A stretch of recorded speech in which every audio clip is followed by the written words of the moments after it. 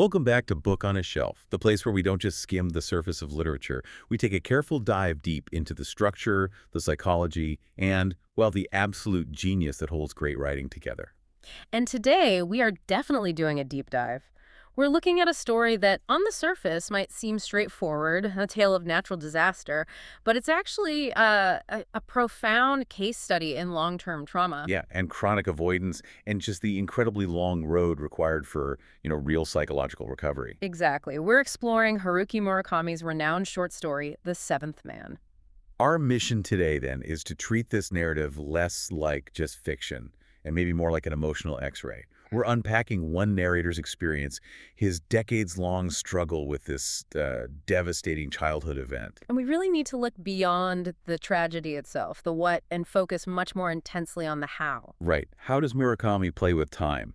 Using things like flashback and that really precise foreshadowing. And the symbolism. How does he use potent symbolism to make this incredibly specific personal journey feel universal, relatable to anyone who's ever felt, well, paralyzed by fear? Yeah.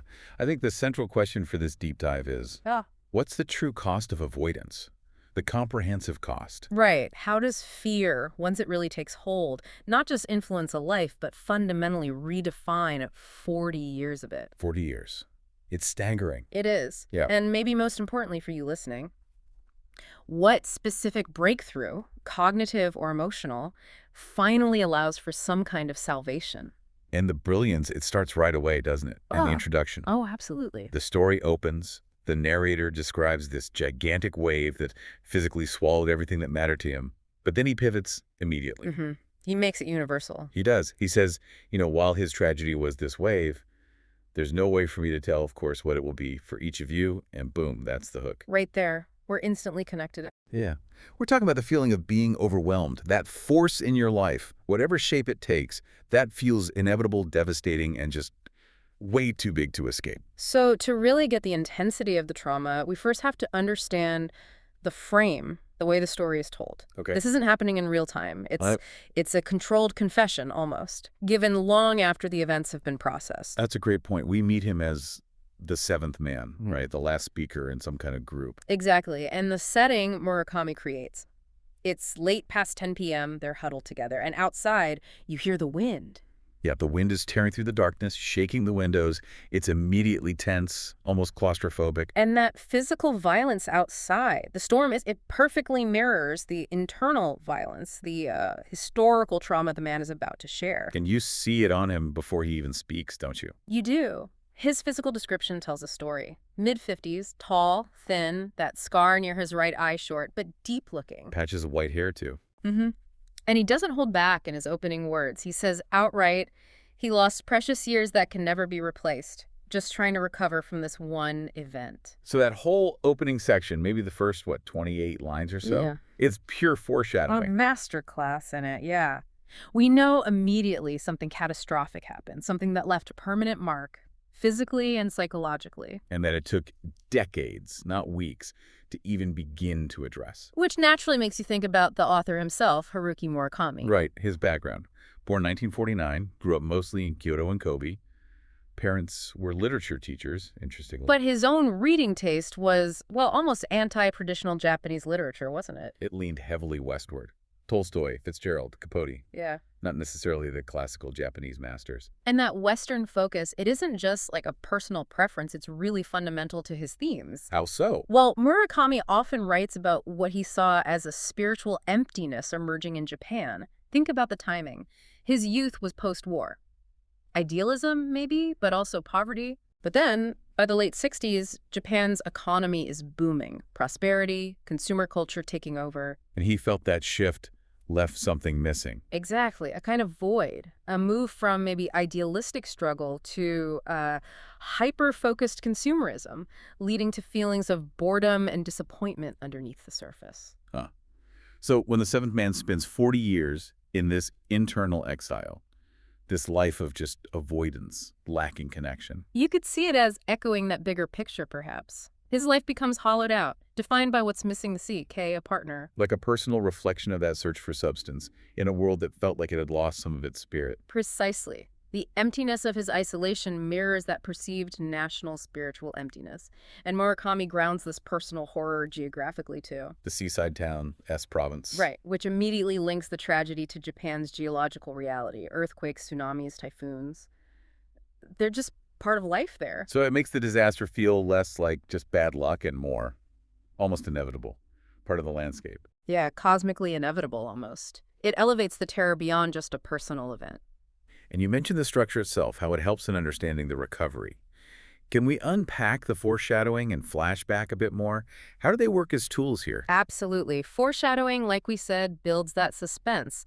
We know the outcome is decades of recovery, so we're holding our breath waiting for the cause. Okay. But the flashback, that's the key mechanism for understanding the scale of the failure, the cost. The entire story we're hearing is essentially one massive, controlled, painful memory replay. Decades later. Decades later, which is crucial because trauma often messes with linear time, right? Mhm. It freezes you.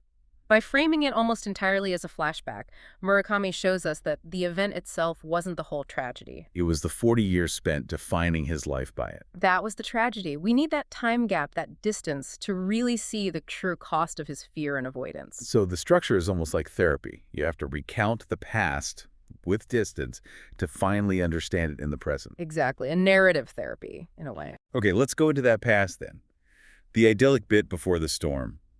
It feels necessary, doesn't it? Like a baseline before the trauma hits. Definitely. He describes a comfortable childhood in this small seaside town, and his deepest connection wasn't even family, it was his best friend, Kay. Kay, who was agreed behind him, but felt like a real brother.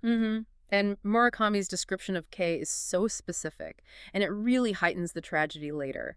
He's small, frail, skinny little thing, pale face, almost pretty enough for girls. And he had a speech impediment. Right, which might have made people underestimate him, but the narrator insists Kay was smart, a sweet, pure-hearted boy underneath. And then there's that layer of just stunning tragic irony about him. Oh yeah, the art. He wasn't just a nice kid. He was incredibly talented in art class, won contests, and what did he paint? Seascapes. Vibrant, precise seascapes. He'd spend hours at the shore, totally absorbed, painting the very ocean that well.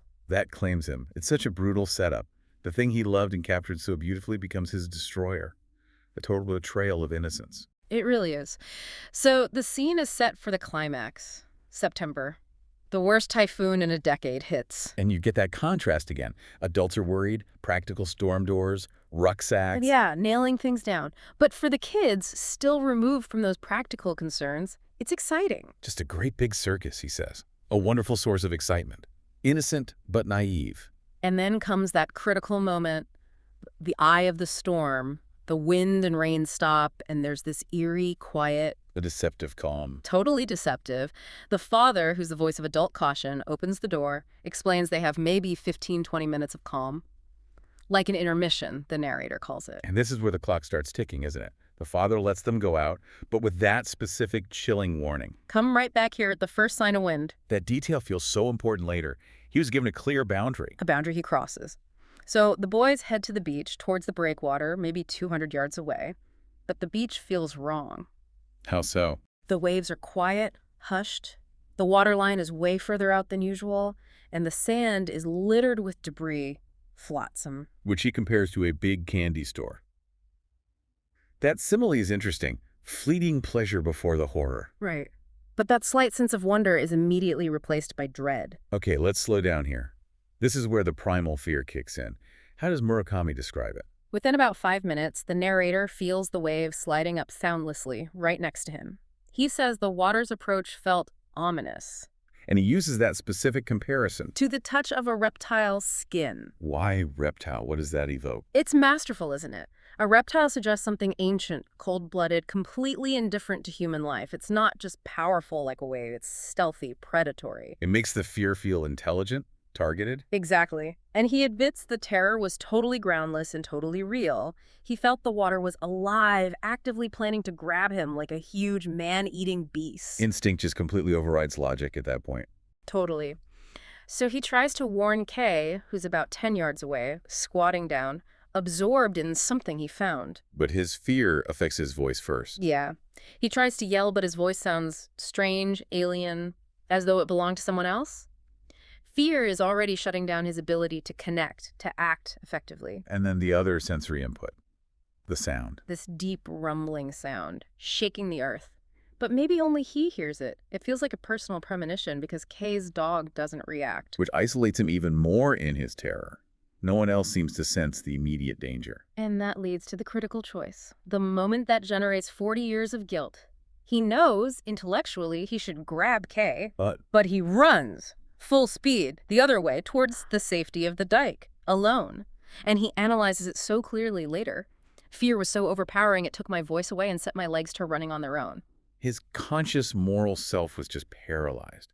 The animal's survival instinct took over completely. Absolutely. He finally manages to shout Kay's name when he reaches the dike, the safe place. But it's too late. Tragically late. The wave comes in.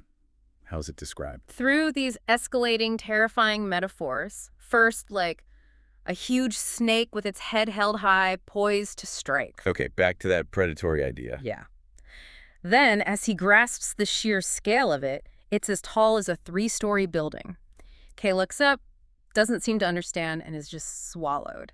Soundless. Devastating. And the narrator. He ducks behind the breakwater, dodges the spray, but he doesn't keep running. He's frozen there. Maybe shock, maybe immediate crushing guilt. He just watches. He watches the second wave come, even bigger. He describes it like a deadly cliff. He's entranced, almost waiting for it to take him too. And it's in this frozen state that he sees the image, the one that haunts him. The core traumatic image. And Murakami is really specific here. The narrator insists it was no illusion, no hallucination. What does he see? In the crest of that second wave, inside its cruel, transparent tongue, he sees Kay. Okay, let's break this down. This image defines everything that follows. It really does. Kay's body is floating, enclosed in some kind of transparent capsule, sort of reclining. But the horrifying part... He's smiling. He's smiling. A terrifying grin stretching from ear to ear. His eyes are cold, frozen, locked right on the narrator. Chilling. And the final, psychologically devastating detail. Kay's right arm is outstretched. Towards him. Towards him, as if he were trying to grab my hand and pull me into that other world.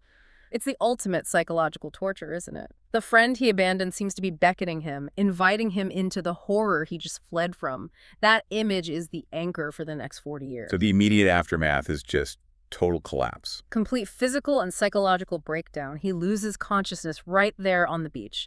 Wakes up 3 days later in his father's clinic. Delirious with fever, delirious. Yeah, his father, being a doctor, was apparently worried about permanent neurological damage from the sheer shock. And then the reality sets in. The facts. The awful facts. Kay's body, the dog never found. The wave just took them too far out. Gone. And Kay's parents. How do they react towards the narrator? This is where the guilt really starts to fester. They're consumed by grief, naturally, wandering the beach, chanting sutras. But crucially, they never blame the narrator. Not once. And that lack of blame, it makes it worse. Paradoxically, yes. It becomes this huge source of internal agony for him. He was utterly convinced he knew he could have saved Kay if he hadn't run. If you just grabbed them. Right. So the silence from the parents, the lack of any accusation from anyone, it just amplified his own internal conviction of failure. It's cemented that image of Kay's cold, smiling, maybe even damning gaze in his mind. That conviction then fuels the haunting. Relentlessly. Kay isn't just a sad memory. He becomes this active psychological presence. Always there, lying in the wave tip, grinning at me, his hand outstretched, beckoning. And the nightmares. Oh, the nightmares. They become repetitive, specific, and incredibly violent. They define his sleep for decades. What were they? Can you describe them? There were 2 main ones he recounts. In the first, Kay literally leaps out of that wave capsule, grabs the narrator's wrist, and tries to drag him back inside. Pure terror. Wow. And the second? The second one is almost more insidious because it invades potential moments of peace. He dreams he's swimming, maybe in calm, beautiful water, enjoying it. Sure. Then suddenly he feels an ice-cold grip on my ankle. He's being dragged down, and when he looks, it's Kay's face, fixed with that same terrifying, huge grin split from ear to ear. Okay. He'd wake up screaming, breathless, sweating. This isn't just grief. His life is completely held captive by this terror of water, terror of Kay's perceived judgment, terror of his own failure. So this internal suffering, it forces a drastic external change. Total change. Exile, essentially. At the end of that year, he just couldn't bear living by the sea anymore. He pleads with his family to let him move away. And where does he go? He ends up in Nagano Prefecture near Komoro. A mountain village, Yeah. landlocked, as far from the ocean as he could get, symbolically and literally. This isn't just moving house, it's a deliberate strategy. A self-imposed geographical prison designed purely to avoid the sea. Absolutely. And this exile becomes his entire identity for over 40 years. 40 years. Think about it. Avoiding all seashores, deep rivers, lakes too, no boats, no planes even, because they fly over water. The fear of drowning is this constant shadow. He calls it like Kay's cold hand, holding his mind captive. The psychological cost is just immense. Imagine living a life dictated entirely by what you must avoid. It's not just missing out on beach holidays. It closes off entire life experiences, hobbies, travel, maybe even certain jobs. Exactly. The real tragedy of this section is the sheer monotony of that avoidance. He chose safety, predictability, over any chance of growth, connection, or confronting the fear. And that avoidance bleeds into his personal life, tragically. Deeply. He never married.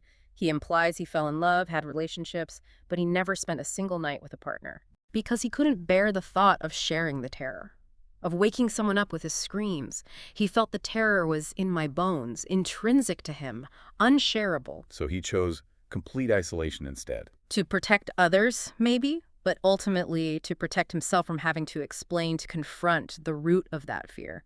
His life became a monument to that one moment of fear. Sacrificing decades of potential happiness, partnership, connection, all dictated by that one traumatic image from when he was 11. The 40 years of avoiding the wave were, in effect, 40 years of avoiding life itself. So after 40 years locked in this emotional state, how does it finally break? What's the catalyst? It's surprisingly mundane, almost. After all that intense psychological buildup, his father passes away and his brother sends him a carton of old childhood things. Just stuff from the past. Yeah. And inside that carton, he finds Kay's watercolor paintings, the ones from their childhood. Landscapes, including that familiar stretch of ocean. Wow. Talk about confronting the past. What's his initial reaction? Predictably, terror. He's immediately afraid again. Worried Kay's spirit might somehow emerge from the paintings? But he doesn't destroy them. Crucially, no. He can't bring himself to throw them away or burn them, and this hesitation, this inability to destroy them, marks the first tiny crack in the fortress of avoidance. So what does he do? He forces himself to look at them every day. He studies them. He transforms these objects of terror into tools for re-examination. The symbolism there is huge, isn't it? The watercolors. It really is. They weren't just pictures. They represented their shared childhood vision, that lively, unclouded vision of the world before the trauma hit. Before the fear took over. Exactly. By studying the details, the lines, the colors Kay used, he's forcing himself back into Kay's perspective, back into the innocence and the talent that existed then. He starts to realize that the eyes seeing the world in those paintings, they were his eyes too, once upon a time. And this intense looking, this forced introspection leads to the big breakthrough. The profound cognitive shift. The realization that shatters the 40-year prison. He starts to seriously question that fixed traumatic memory for the first time. He wonders explicitly if he'd been making a terrible mistake all those years. Doubting the interpretation of the image. Yes. The hypothesis emerges. What if Kay wasn't looking at him with hatred? What if that horrifying grin wasn't a grin at all, maybe just an accident of angle or light and shadow? Or even more transformative, maybe it was a gentle smile of eternal parting. A sad goodbye, not a curse. That reframes everything. Completely. The power of this realization is immense because it changes the meaning of the core trauma. The hatred, the coldness he thought he saw in Kay's eyes. What if it was just a projection? A reflection of his own terror and guilt. Exactly. He wasn't afraid of Kay's condemnation. He was terrified of his own failure, his own cowardice. And his mind, in that moment of extreme fear, had projected that self-condemnation onto Kay's face. So once he processes that the root wasn't Kay's anger, but his own uncontrolled fear. The scales tip. The darkness starts to lift. He describes it as dark, giving way to dawn. And he knows immediately what he has to do. Go back. He has to go back to the coast. But when he returns, the place itself has changed, mirroring his internal shift, perhaps. Absolutely. The town is unrecognizable. The quiet seaside village is gone, replaced by an industrial city, that rapid post-war development. His house, Kay's house, demolished. Replaced by a concrete parking lot. Yeah, filled with commuter cars. It's a stark contrast. And Murakami uses that contrast so well, doesn't he? Human structures, memory, Houses, they're temporary. They get torn down. But the sea. The sea is still there, unobstructed, huge, eternal, indifferent maybe. He sits down on the beach, just takes it in. And he wonders if the whole thing, the 40 years of fear and exile, was just an illusion, a painful, long illusion created by his own mind. And it's there, on that shore, facing the unchanged sea, that the final release happens. The deep darkness inside him just vanishes. Gone. He gets up and performs the decisive act. He walks into the water. Walks right into the surf, lets the waves wash over his ankles. He calls it an act of reconciliation. And the waves feel different now. Completely different. No longer man-eating beasts or cold reptiles. Now they are fondly washing my feet. A total reversal of that primal dread. And then comes that incredible simile about time. It's powerful. The axis of time gave one great heave. 40 long years collapsed like a dilapidated house. Wow. Time itself, which had been frozen solid by that one moment of running away, finally breaks apart, collapses. Exactly. He falls into the water then, overcome. But crucially, he says, I was not afraid. No, not at all. Because the source of the fear, the guilt, the misinterpreted image had been faced and dismantled, there's nothing left to fear in the water itself. And this confrontation, this return, this reconciliation, it grants him what he calls a kind of salvation. Stops having the nightmares. The nightmares stop, and he feels immense gratitude that he didn't die, unsaved, still screaming in the dark, afraid. It's a salvation earned through incredibly hard psychological work, self-examination, and finally confronting the source of the terror. Which brings us right back to the present, in that room, with the seventh man finishing his story. Yeah. And he gives us his final thought on fear itself. Yeah, and it's a direct challenge to a very famous idea. The Roosevelt quote. The only thing we have to fear is fear itself. And the seventh man says, flat out, I don't believe that. So what's his take? This is the culmination of his whole experience. He's not saying fear isn't real. He fully acknowledges fear is real. It comes to us in many different forms and overwhelms us. The point isn't that fear is imaginary. It's about our response to it. Exactly. That's the danger. The wave was real. Kay's death was real. The terror was real. But the decades of suffering were ultimately driven by his choice to avoid, to run, to not look. So his conclusion is that the most frightening thing we can do at such times is to turn our backs on it, to close our eyes. Right. Because when we do that, when we run and close our eyes, that's when we betray ourselves. We take, as he puts it, the most precious thing inside us and surrender it. Hand it over to something else. And that something else is fear. It's that raw, unexamined, instinctual terror. It's self-preservation prioritized above everything, above connection, above integrity, above facing the truth. So true recovery isn't about magically not feeling fear anymore. No, it's about retrieving that precious thing, your wholeness, your ability to face reality, your connection to others and yourself, by finally turning around and confronting the fear, understanding its roots. Wow. Okay, zooming out one last time. What Murakami gives us here is just this incredible blend of literary technique and deep psychological truth, isn't it? It really is. That huge flashback structure forces us to see the long, isolating cost of running away. And then the symbolism of the water, first the destroyer, then the site of reconciliation and healing. It's such a complete narrative arc. And it connects back to Murakami's broader artistic aims, like you mentioned earlier.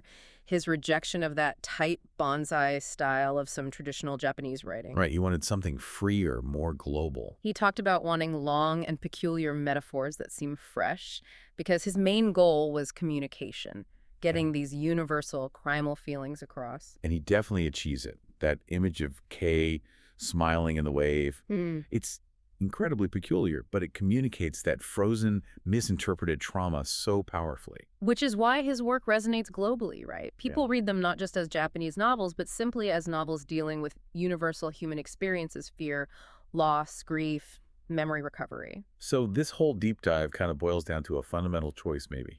When you're overwhelmed, what do you prioritize? Do you prioritize immediate safety, running for the dike, but maybe sacrificing that precious thing inside to decades of avoidance? Or do you eventually find the courage to turn back, to look at that terrifying image, that smile you thought was hatred, and finally see it for what it might really be, perhaps just a reflection of your own fear? Which leads us to the final thought we want to leave with you, the listener. Reflecting on the seventh man's journey, that immense 40-year price of his exile. What has been your gigantic wave? What's the force in your past, maybe, that felt overwhelming that you turned your back on? And what might it mean for you today to consider walking back towards that shore, metaphorically speaking, and facing the fear still associated with it. That's definitely something to sit with, a profound question to mull over. Absolutely. Thinking about the anatomy of our own avoidance. Indeed. Well, thank you so much for joining us for this deep dive into Haruki Murakami's incredible story, The Seventh Man. It was great exploring it. If you enjoyed this literary exploration, please do take a moment to like, share, and subscribe to our channel, Book on a Shelf. It really helps us out. And definitely stay tuned for the next episodes.